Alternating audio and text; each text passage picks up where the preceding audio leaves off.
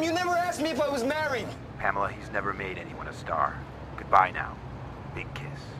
Back to you again, Stu. Come on, get down in there, Daddy. I got to hit this trick for the next bitch take my call. Go away. Go away. Hang up the fucking phone, nigga. Why are you doing this? Now, let's call Kelly. She's not home. Oh, but I'm sure she's at the shop on Columbus. How the fuck do you know all this shit about us? Speed dialer. Press auto 1. That's her button. And what am I supposed to say? Why don't you try telling her the truth?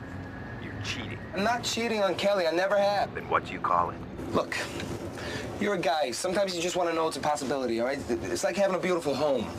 But you still dream of that quick vacation now and then. Some nice hotel room with a great view, maybe a pool. But it's only a fantasy because you'll never really leave home. Kelly is a home and Pam is a motel. I'm sure they'll both appreciate that. Fuck you. Man, why are you taking up the whole fucking booth? This here's about business. Look, this is not the only phone in New York. It's the only one that work on 8th Avenue. Bullshit. Go in a restaurant or someplace, but get lost. This is my phone. God damn it, man. You done made me hurt my dick hand. Oh, I'm sure you're just as good with the other hand, all right? Go away. I'll be back, motherfucker. Don't think I ain't. You better be gone. I was worried for you there, Stu. I thought she was going to put an eye out with that hand. I'm the still photographer on the show. My job basically is to get the shots that will publicize the film perfectly. I shoot as much as I possibly can, about 15 to 20 rolls a day. I just shoot everything that moves. Then I turn around and I shoot everything else. And sooner or later I will get every shot that they will ever need, and then I'll get another job. So here we are on day 3. This is the day that we're going to attempt to have Leon try to throw Stu out of the booth. Stu will, of course, refuse, and then Leon will die. So we have to break the glass of the phone booth. Then we have to have Leon pull him through the phone booth. So 2 sort of semi-stunts. Since it's getting a little bit more frantic in the movie today, we're talking about doing a lot more handheld work. And we're talking about doing a 360 Steadicam around the booth when the ladies are yelling at Stu, and that's the day's work. I'm the costume designer, and you're designing the character. You get the basic idea from the script on where they live, where they are in life. It's really like a little puzzle figuring it out. We came up with the idea that Stu would have a suit, but not a tie. We wanted him to be young and hip and a little bit aggressive. He's also a press agent and, you know, kind of vain, so he should look as good as he possibly could, and he should stand out, you know, while he's surrounded by all these people in a phone booth.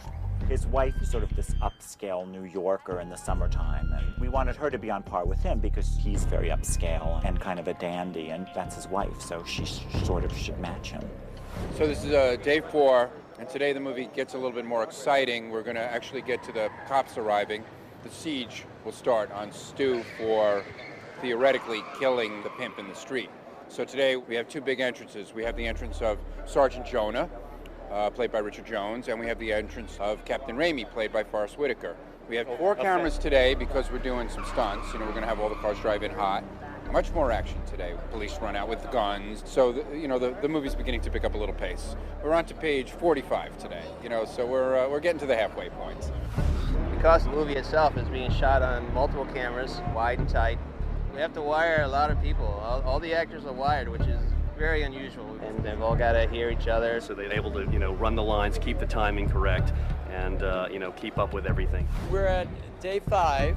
Today is a big day. The police captain, played by Forrest Whitaker, is trying to negotiate Stu out of the booth, and we got to get Leon's body out of the street. In about 2.5 hours, we will have shot 64 pages of this script, all right? And this continues to be the most insane thing that I've ever done, but it's actually working, and thank God for phenomenal actors that know their lines. They're doing 6, 7, 8 pages of dialogue at one time, and barely missing a line, so that's very rare. I don't want your fucking money. I want you to hang up the phone and get the fuck out. $120. It's all yours. $120? Wait a minute. You're gonna pay me $120 to rent the phone booth. The bum's pissing every fucking night. Yeah, I'm a nice guy. My name is Mike Mills, and I am the makeup artist. And our hero, he's being terrorized in the phone booth, so he's been shot in the ear, cut in the face with glass, and All these different things have continuity. Each scene, the blood has dripped a little bit further, and now it's on his shirt, and the blood is starting to dry and crack. So by the end, when they wheel him away, you know, it'll be this kind of sweaty mess. It's Monday, it's the beginning of our second week, so we're halfway through the movie. Today's a big day for us because the media shows up, the SWAT team shows up. So it feels like the siege has begun on our poor hero in the phone booth who has done nothing and everybody thinks he's a cold-blooded killer. So it's day 7 of the movie and the wife shows up, the girlfriend shows up, and Stu sees the girlfriend. Now he runs the risk of the wife and the girlfriend actually meeting each other while he's trapped at bay by a sniper. We've been here for 8 days and it feels like, no disrespect to Joel, 8 weeks. Because every day we shoot so much.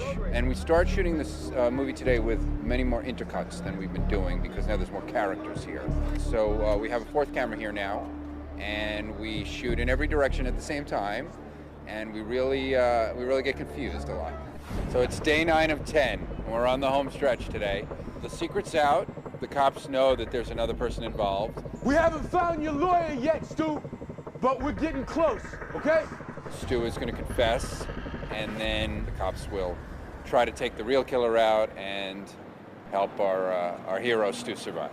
Today will be a very big day for Collin because confessing all his sins is very emotional, and he's confessing to the girlfriend and the wife and telling everybody what a liar he is. It's a fairly long scene. He's got to get very worked up, and we've rehearsed it once already this morning, and it's going to be great. It's going to be a fantastic end to a fantastic film.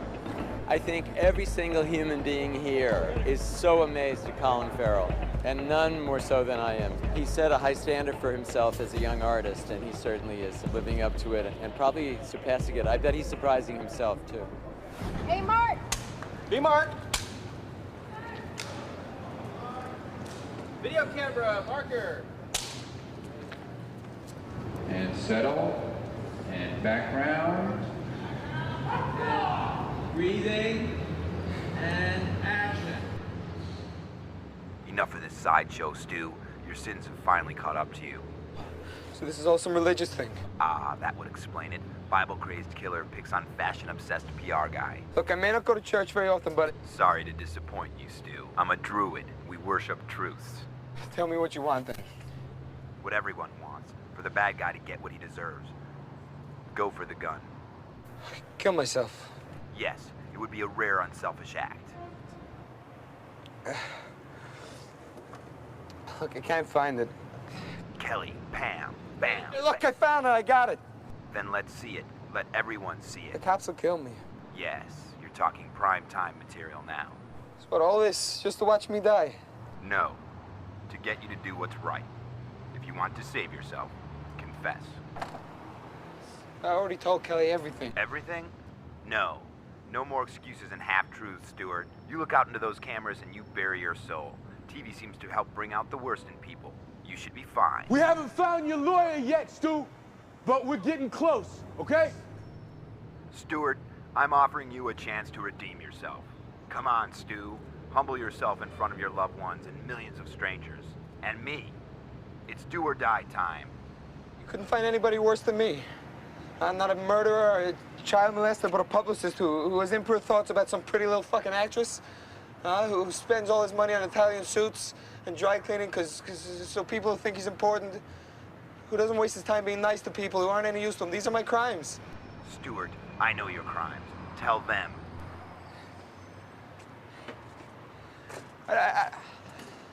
I've never done anything for anybody who couldn't do something for me. I string along an eager kid with promises that I'll pay him. I only keep him around because he looks up to me. Adam, if you're watching, don't be a publicist. You're too good for it. I lie in person and on the phone. I lie to my friends. I lie to newspapers and magazines who sell my lies to more and more people. I'm just a part of a big cycle of lies. I should be president. How am I doing? About as good as the day trader. Worse than the banker. I only wear this Italian shit because, well, deep down I still feel like the Bronx. I I think I need these clothes. And this watch.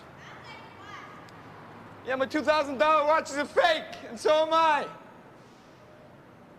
I've neglected the things I should have valued most, and I valued these things. I take off my wedding ring to call Pam. Kelly, that's Pam. Don't blame her. I never told her if I was married, and if I did, she would have told me to go home. Kelly, looking at you now, I'm ashamed of myself. All right? I mean, I worked so hard on this image on Stu Shepard, the asshole who refers to himself in the third person, that I only proved I should be alone.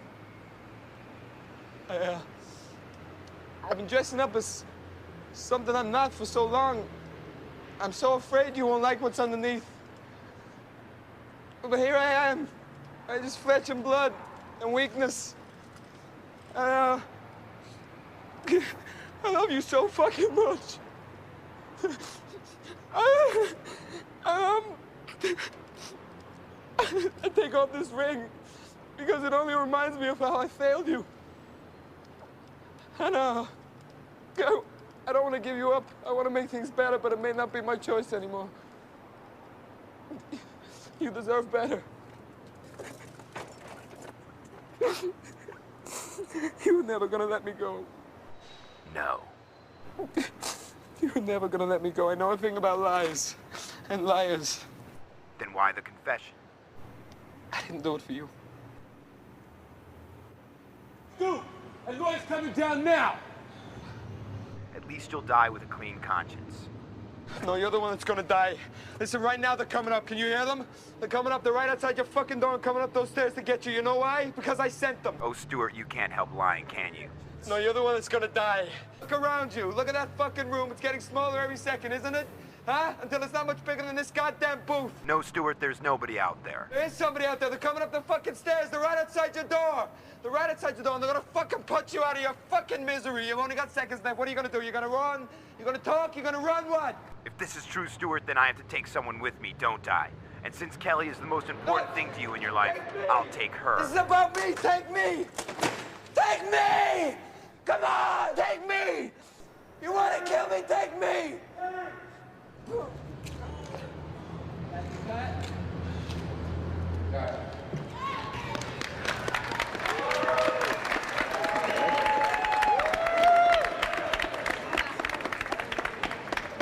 All right, well, it's day 10 of 10, so I'm very excited. And we're doing a parting shot with my good friend, Kiefer Suthrland. I didn't get a chance to say goodbye. I feel bad about the pizza guy. But I couldn't miss seeing you and Kelly reunited. You don't have to thank me, nobody ever does. I just hope your newfound honesty lasts. Because if it doesn't, you'll be hearing from me.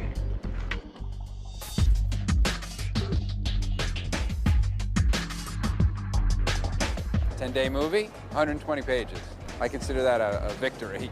I can't say enough about how great this crew is and the cast because they're really making it happen. It's easy for me to say action and cut. They're really making it happen.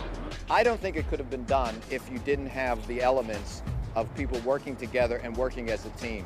We made a film on an independent budget and schedule, but we've been able to do things here that are unheard of. From Joel to the extras, I think I'm embracing the challenge, and everybody's done an amazing job. it became a very little big movie, and I'm proud of that. I really am proud of it.